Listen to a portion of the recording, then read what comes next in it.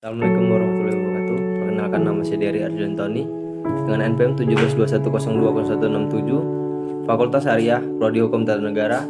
Ini saya akan menjelaskan atau mempresentasikan tugas saya, yaitu gugatan, tuntutan, hak, isi, kompetensi, dan kumulasi atau penggabungan gugatan. Yang mata kuliahnya Hukum Acara Perdata dan Peradilan Agama, dibimbing oleh Bapak Herpin Yogi Pradipta, Magister Hukum Islam. Yang pertama ada tuntutan hak. Tuntutan hak itu ada dua. Yang pertama persoalan yang mengandung konflik, yang kedua persoalan yang tidak mengandung konflik. Itu pasalnya pasal 142 ayat 1 RBG dan pasal 118 ayat 1 AYR yang disebutkan tuntutan atau gugatan perdata.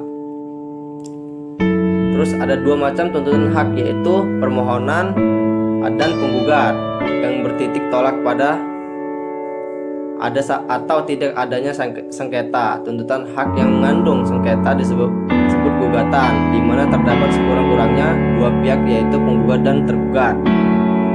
Tuntutan hak yang tidak mengandung sengketa yang disebut permohonan, di mana hanya ada satu pihak saja, yaitu permohonan.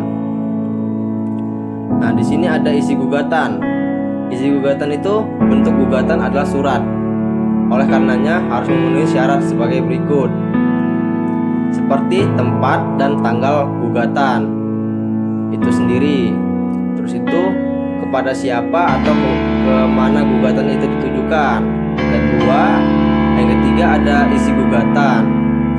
Gugatan itu ditutup dengan mencantumkan siapa yang membuat atau mengirimkan gugatan atau kuasanya dan ditandatangani.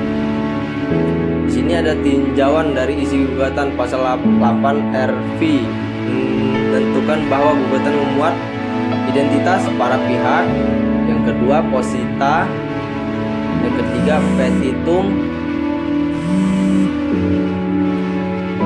Terus ada identitas para pihak.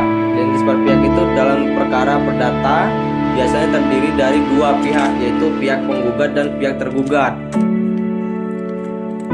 Para pihak dapat beracara secara langsung di depan pengadilan atau dapat mewakilkannya kepada seorang kuasa dengan kuasa khusus.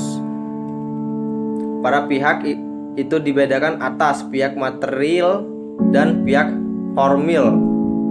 Pihak material adalah pihak yang berkepentingan secara langsung, yaitu penggugat dan tergugat, dan beracara di depan pengadilan, yaitu penggugat, tergugat, dan kuasa hukum. Identitas para pihak tiada lain adalah jati diri atau ciri-ciri masing-masing pihak, baik penggugat maupun tergugat, terutama nama dan alamat, tempat tanggal, dan domisili tempat kedudukan. Di samping itu, untuk menambah kelengkapan dan kejelasannya, biasanya perlu dicantumkan pula umur pekerja, status perkawinan. Untuk perkara-perkara tertentu perlu pula dicantumkan agama, seperti dalam perkara perceraian. Ada posita. Posita itu ada dua. Yang pertama dasar-dasar atau alasan-alasan yang menguraikan mengenai fakta-fakta atau peristiwa-peristiwa yang terjadi, yang dideskripsikan dudukan masalah. Keduanya dasar-dasar atau alasan-alasan yang mengenai hukumnya, yaitu membuat hubungan hukum antara penggugat dan tergugat, hubungan hukum penggugat dan tergugat dengan materai atau objek sengketa. Di sini ada petitum. Petitum itu adalah apa yang dimohonkan atau dituntut supaya diputus demikian oleh pengadilan.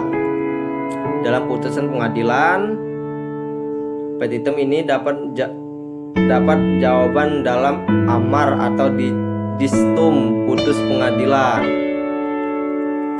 Terus itu ada kompetensi. Dalam hukum acara dikenal dua macam kompetensi atau kewenangan, yaitu kompetensi atau kewenangan absolut. Yang kedua kompetensi atau kewenangan relatif. Untuk kompetensi absolut. Kompetensi absolut adalah kewenangan badan peradilan dalam memeriksa jenis perkara tertentu yang secara absolut.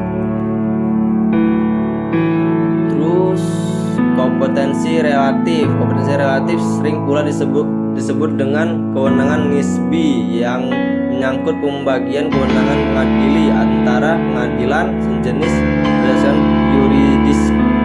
yuridiksi wilayahnya. Sini juga ada kumulasi atau penggabungan gugatan. Itu dalam perkara perdata sekurang-kurangnya ada dua pihak, yaitu penggugat dan tergugat. Masing-masing pihak dapat terdiri dari satu orang atau lebih dari satu orang.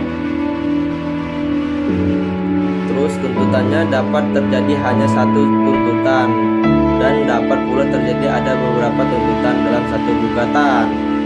Apabila pihak terdiri lebih dari satu orang atau tuntutannya lebih dari satu, maka tersebut telah terjadi kumulasi atau penggabungan gugatan. Kumulasi ini ada dua jenis, yaitu kumulasi subjektif dan kumulasi objektif.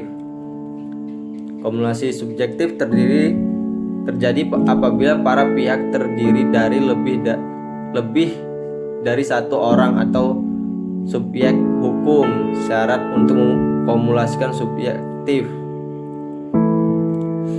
Terus ada kumulasi objektif, ada penggabungan beberapa tuntutan dalam satu perkara sekaligus. Kumulasi objektif pada umumnya tidak disyaratkan bahwa tuntutan-tuntutan itu harus berhubungan erat atau sama lain.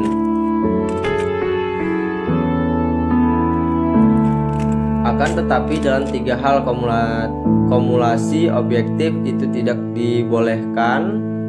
Yang pertama, kalau untuk suatu tuntutan atau gugatan tertentu diperlukan suatu acara khusus dengan tuntutan yang lain harus diperiksa menurut acara biasa, maka kedua tuntutan itu tidak boleh digabungkan dalam satu gugatan. Yang kedua, demikian pula apabila hakim tidak menang atau secara relatif untuk memeriksa salah satu tuntutan yang diajukan bersama-sama dalam satu gugatan dengan tuntutan lain, maka kedua tuntutan yang tidak boleh diajukan bersama-sama dalam satu gugatan. Yang ketiga, tuntutan tentang bezil tidak boleh diajukan bersama-sama dengan tuntutan tentang eigendom dalam satu gugatan. Sekian, terima kasih atas presentasi saya. Saya ucapkan wassalamualaikum warahmatullahi wabarakatuh.